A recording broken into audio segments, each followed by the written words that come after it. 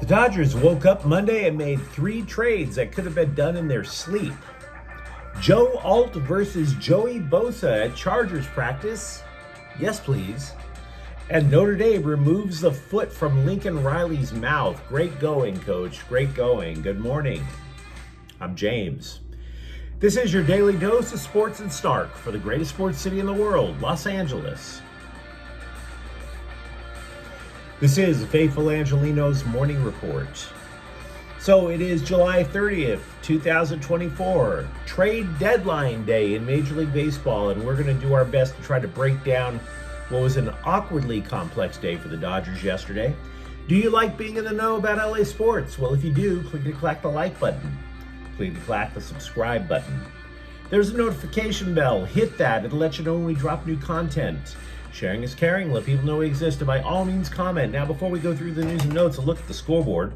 There weren't any games involving LA teams yesterday. Meanwhile, today, Dodgers are at Slime Diego at 640. Tyler Glasnow is 8-6 with a 3.47 ERA. Matt Waldron is 6-9 with a 3.64 ERA. And Vancouver is at LAFC at 7:30. The Leagues Cup. The Whitecaps will be without an MLS All-Star midfielder in Ryan Gauld, and if I'm trying to make it sound like this is strategic, like it's really an important match, you're right, I'm faking it. I don't give a damn about the Leagues Cup. I watch it, but whatever. So let's get to the news. I'm not always right. I obsess over my mistakes. I kick my own ass over them, actually. That is one of the benefits of having grown up Irish Catholic. It's really quite lovely when you think about it. If you're into self-pain, we all have our fetishes, I guess. I suggested yesterday the Dodgers would not make any trades Monday because if trading partners wanted to wait until deadline day, which is today, and the deadline is at 3, maybe if you waited, you could trigger panic buying. And I was wrong. The Dodgers executed 3 deals. 5 teams were involved. 11 players switched teams. And if it sounds like a really big deal, no, it's really not a big deal. The scribes tried to make it sound like a big deal because one of them was a 3-way trade. But then you look at the people involved in the 3-way trade and you're like, big whoop. We hope there's something bigger under the tree. We all become little kids sometimes on free agent day, deadline day. But this, so far for the Dodgers, does not feel like Christmas at all. In the first and biggest deal, the Dodgers joined forces with St. Louis and the Chicago White Sox to accomplish mostly nothing. The Dodgers wind up landing utility man Tommy Edman from the Cardinals and reliever Michael Kopech from the Sox.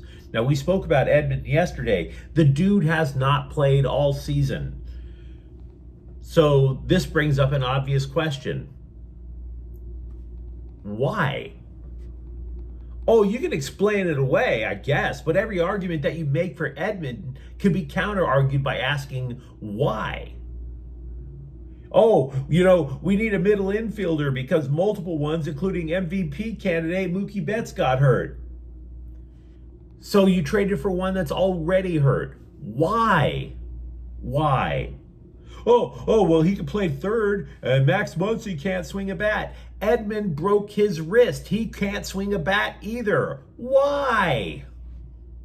Why? Oh, he can play center field. It's been a problem all year. Whether it's Chris Taylor or James Outman, why? He has not played a single major league game this year, and we are pushing August. Why? I'm an armchair theologian.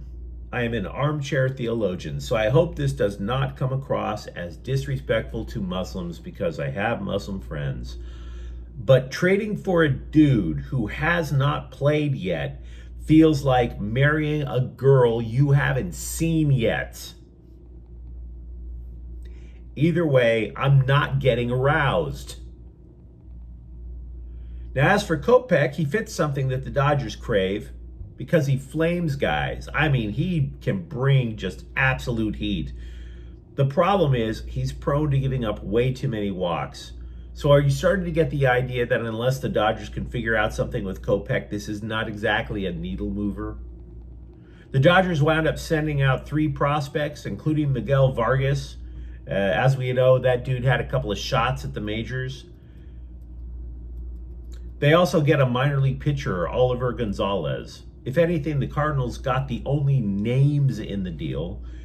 Starting pitcher Eric Fide and Tommy Pham, the outfielder. There were ideas that the Dodgers might get him, obviously not. Then a couple hours later, the Dodgers regained Ahmed Rosario from Tampa Bay in exchange for minor league pitcher Michael Flynn.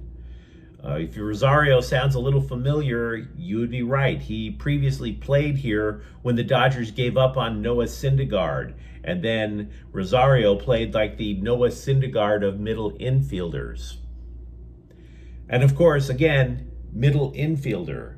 Would that be a trade that might have been made because, I don't know, maybe, just maybe Edman might not play? Why? Finally, the Dodgers send Ricky Vanasco, a pitcher, to Detroit for cash. You put this all in the blender, and does this make the Dodgers smoothie taste better? Kinda? Yeah? Some trades feel like earthquakes. This one actually makes you feel, or makes you ask, if that lamp might have moved a little bit across the mantle. So, whatevs. Now, as a result of all this player movement, there still needed to be a spot created on the 40-man roster. Ryan Yarbrough was the odd man out. The pitcher was designated for assignment. If he goes unclaimed for 10 days, he could be assigned to AAA Oklahoma City, or he could just say to hell with it and become a free agent. Now, if it matters, I've been doing my work about potential trades today with the Dodgers. They are most interested in starting pitching. This is according to Ken Rosenthal, the bow tie guy on Fox. So then you look at the names that you've been hearing about. Detroit's Tarek Skubal, according to 2 MLB executives who would not go on record. Skubal will not be the guy. One of the execs said, quote, "No chance they trade him," unquote. So then you look over at Chicago's Garrett Crochet, who figures to be unavailable for the postseason unless he signs a new contract first.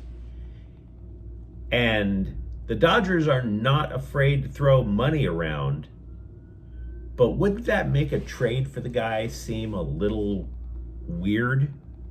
You're looking at this guy saying, wait. We went through this with Detroit last year. We were about to trade for one of their starting pitchers, and all of a sudden he gets cold feet and claims that the school system in Detroit is so great for his kids, when we knew damn well he wanted money. So, yeah, I think the Dodgers are like, you don't want to have a chance at winning a World Series? You want to stay in Detroit when you would probably get paid anyway? The money matters that much, more so than winning? I don't think I would want that in a pitcher that I'm trying to trade for. Finally, Detroit did pull Jack Flaherty from a Monday start, and that is common if you are trying to shield somebody from an unfortunate event, i.e. Tommy John surgery, just prior to trading him. I'm not saying Flaherty's injured. I'm saying they were trying to keep him from getting injured. So if there's a name that could be dealt today, it's Flaherty. So again, you might say the Dodgers should need a bat. I'm inclined to agree with you, but it appears that they are most interested in starting pitching. Lots of Dodger stuff to talk about today.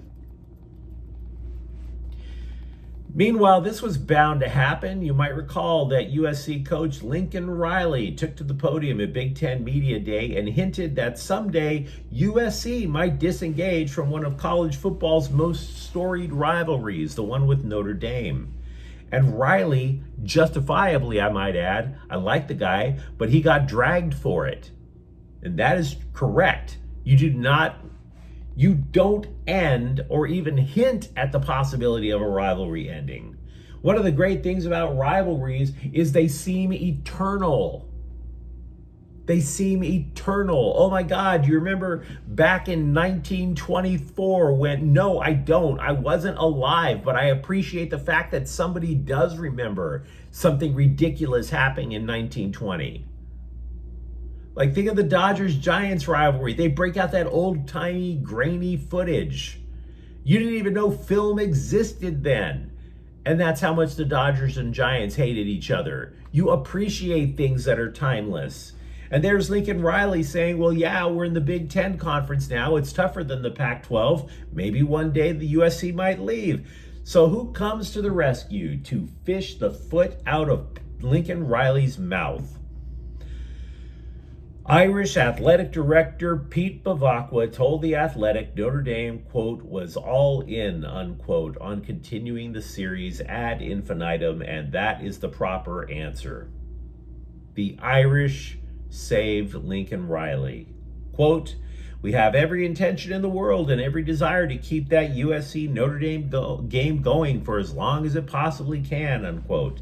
And then Bavacqua went so far as to say, quote, everything we've heard from USC and the people we've been talking to over the course of the last year and beyond is they're pretty gung-ho as well, unquote. Which sounds great. It sounds like that should settle things, but it still leaves the question unanswered. Why the hell would Lincoln Riley say something so dopey in the first place?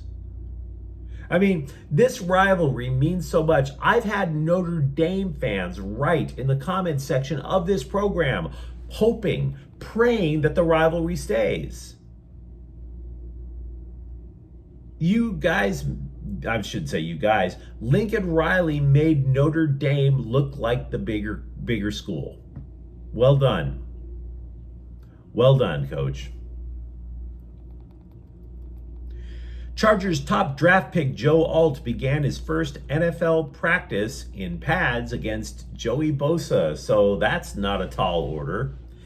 This was something people have looked forward to since spring when Bosa gave Alt glowing reviews, but then Bosa added, quote, we'll see in a few weeks when I lay a helmet in his chin how he holds up, unquote. Now, according to the scribes who went to Chargers practice yesterday, Bosa is a man of his word. According to the scribes, there was nothing cute. He went straight at Alt on the first snap, all brute force. And Bosa won. He collapsed the pocket. Second attempt versus Alt, Bosa did try a move. Alt appeared to hold his own. So just a nice little battle, a nice little war to start off with the pads. The type of thing that you almost, when you're in like, I don't know, elementary school and you hear that you're going to get into a fight after the last bell rings and you have to wait, the anticipation building up all day. That's what this feels like between Alt and Bosa. Now, for his part, Jim Harbaugh said that Bosa should win. The defense is supposed to be more advanced at this point of training camp. Quote, Joey Bosa is going to be better, but I thought Joe Alt acquitted himself well, unquote. And hopefully that's not spin, because if that is the way he actually saw it, this is great for the Chargers. Because they want to be meaner, they want to be more physical. We've known that ever since the rumors of Harbaugh potentially being hired came out in the first place. Meanwhile, Alt's bookend at the other tackle, Rashawn Slater, is back at practice for the Chargers after an undisclosed injury last week, but he did not participate in team activities. The following is a story we have heard before, but the Lakers' Max Christie thinks this indeed will be the year that he finally gets playing time. He went on a podcast I don't listen to and said after working and chatting with new coach J.J. Redick, quote, I think we're on the same page with that stuff, and I think we're all in agreement that I'm going to be a good part of the offense and defense and the rotation just in general. So I'm looking forward to that, unquote. Now, you might recall Christie was a star in Summer League last year, and we were all thinking that he might be taking a leap in his second year. He did take a leap. It was off a cliff. He got in 67 games last year, but he barely averaged 4 points per game, barely averaged 12 minutes a game. Now, if you're looking for a reason why this year might be different, I don't think it's because he and Reddick are like Deadpool and Wolverine. I think it's because Christie is making $8 million a year now, and that contract needs to be justified on some level. But you let me know what you think in the comments thread. Talk to me, for example, about what you think the Dodgers are going to be doing on trade deadline day. Who are you pulling for? Joe Alt or Joey Bosa? And if you enjoy the content, don't forget to subscribe to Faithful Angelenos. We're talking LA sports every single day here. Thank you for watching. I'm James. We'll be back tomorrow. Faithful Angelenos is a Kian Cortel Queso production. Take care.